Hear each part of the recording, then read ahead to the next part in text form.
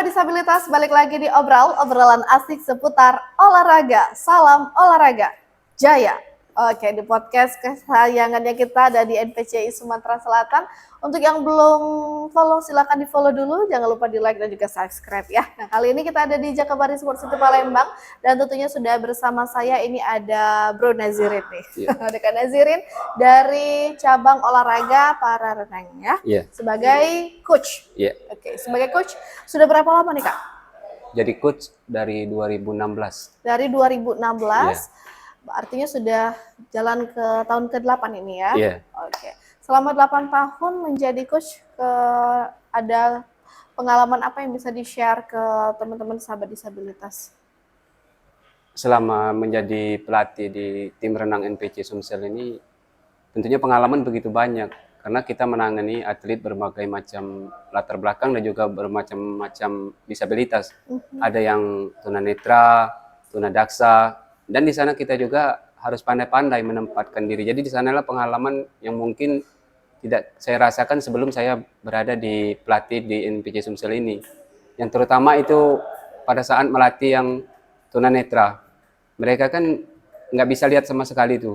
Jadi kita sebagai pelatih harus mengasih program sekaligus memperhatikan mereka sambil berenang. Mungkin itu pengalaman selama jadi coach. Oke. Tapi kenapa memilih cabang olahraga renang? Karena saya latar belakangnya 2004 sampai 2012 itu atlet renang. Mungkin dari atlet pindah menjadi pelatih, itu mungkin latar belakang sesuai dengan apa yang kita tekuni sebelum menjadi pelatih.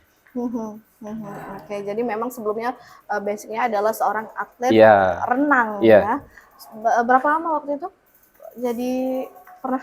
Kalau jadi atlet dari 2004 sampai 2012. 2004 ke 2012. Yeah. Oke. Terus setelah itu menjadi coach di para renang. Yeah. Nah, apa nih kalau menurut Kak Nazirin sendiri ya, sebagai seorang pelatih? Karena ini kan yang dilatih juga sahabat-sahabat hebat kita. Yeah. Oke. Nah, ada tantangan khusus nggak sih sebenarnya? Ya, tantangan khusus ya pasti ada, soalnya di sini kita bukan seperti di umum. Kalau di umum kan enak, mereka lihat, mereka dengar, mereka juga cara berpikirnya ya normal semua. Tapi di disabilitas kita harus pandai-pandai karena di sini kita menghadapi berbagai macam. Contoh yang tunagrahita, mereka kan secara posisi badan, secara kondisi fisik normal, tapi secara berpikir mereka kadang cepat emosi, udah tersinggung. Jadi di situ kita sebagai pelatih harus menempatkan diri gimana mereka biar bisa menyatu dengan apa yang kita mau. Oke. Itu juga kalau yang di daksa. Daksa ini kita mungkin lebih enak karena mereka cuman kekurangannya di fisik. Artinya dalam arti kita menyampaikan apa yang kita ini mereka masih dengar, mereka masih lihat dan mereka bisa mengerti. Tapi di saat mereka ada di kekurangannya, ibarat gini, kalau seandainya di program kita masuk di program 100 meter tangan tuh, padahal mereka posisi nggak ada tangan satu. Nah di situ kita harus bisa menyesuaikan ke merekanya. Mungkin itu yang ini di pelatih disabilitas ini. Oke, nah kalau sahabat-sahabat disabilitas kita ini kan atletnya kan kadang up and down. Emosinya tadi bisa dibilang naik turun. Nah kalau misalkan dari Kak Nazirin sendiri menghadapi sahabat disabilitas, para atlet yang sedang emosinya sedang turun, ini gimana nih cara menyemangatinya kembali untuk latihan? Nah, disinilah kita sebagai pelatih kalau disabilitas ini harus multifungsi. Multifungsi artinya di sini kita sebagai orang tua, sebagai kakak, sebagai tempat curhat.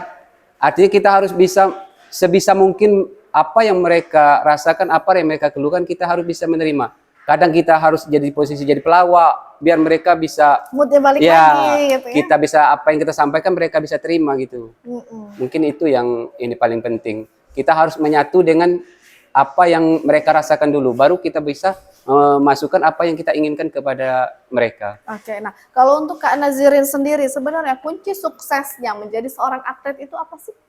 Kunci sukses seorang atlet itu yang pertama mungkin harus disiplin. Disiplin. Iya, disiplin dari arti kata disiplin latihan, disiplin dalam makan, istirahat, itu kan yang menunjang. Sekaligus juga yang paling tidak kalah penting itu spiritual. Artinya kita sudah berusaha dengan latihan, dengan menu yang bagus, dengan istirahat yang cukup, dan kita harus ada kontak langsung ke Yang Maha Kuasa.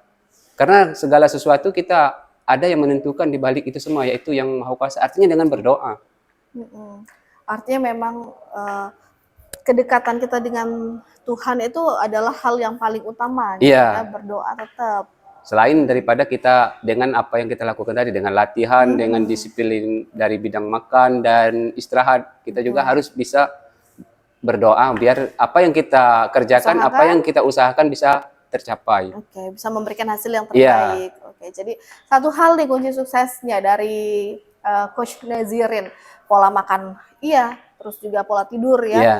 Pola hidup sehat yang kita Iya, iya. jalani ya. Satunya adalah kunci suksesnya adalah melibatkan Tuhan atau melibatkan emosi, melibatkan spiritual Iya. kita ya. Jangan lupa untuk tetap berdoa dan yang pastinya jangan sombong kalau kita tidak mau berdoa ya. Karena segala sesuatu kita tetap harus berdoa walaupun kita sudah berusaha secara maksimal, tapi untuk bisa mencapai itu menjadi kenyataan, kita harus melibatkan Tuhan. Dengan kuncinya adalah berdoa. Oke deh. Nah, Kak Nazirin, menuju ke Peparnas Solo 2024, sudah sejauh mana? Sudah memasang kuda-kuda untuk bisa membawa pulang medali emas dari para renang? Ya, kalau di renang dari tim kepelatihan khususnya cabur renang ini dari awal kita kan sudah melakukan seleksi beberapa kali dan sekarang kita sudah berada di posisi pelatda. Artinya secara kerangka dan persiapan kita sudah 35% sudah mengarah ke pertandingan. Di sini kami sebagai tim pelatih di renang tentunya sangat disiplin. Artinya yang kami bawa, yang kami ikut sertakan di Solo nanti itu minimal target medali. Karena kita ke sana bukan untuk jalan-jalan atau main-main. Ini kan ajang nasional. Artinya kita di sini menargetkan minimal medali yang kita bawa ke Solo nantinya. Harus bawa pulang medali dong. Yeah. Nah, kalau diintip-intip nih ya, diintip-intip, kira-kira ada nggak sih, bukan ada nggak, kita sih optimis nih ya, optimis siapa salah satu atlet kita yang bisa membawa pulang medali emas? Kalau di spill dikit mungkin ada kali ya.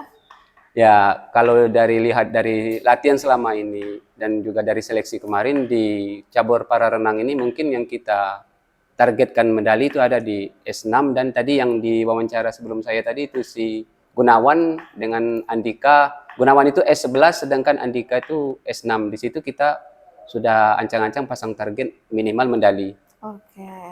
Oke, artinya kita sangat optimis untuk bisa membawa pulang medali untuk Sumatera Selatan. Harapannya begitu mulia, sangat luar biasa. Tentunya sahabat disabilitas kita mendoakan apa yang menjadi impian ataupun juga harapan dari sahabat disabilitas yang akan terbang ke Solo mengikuti ajang Peparnas di Surakarta di 2024 ini bisa menjadi kenyataan dan membawa pulang medali emas. Nah, pesannya nih Coach untuk sahabat disabilitas yang akan berjuang meraih medali emas 2024 di Solo.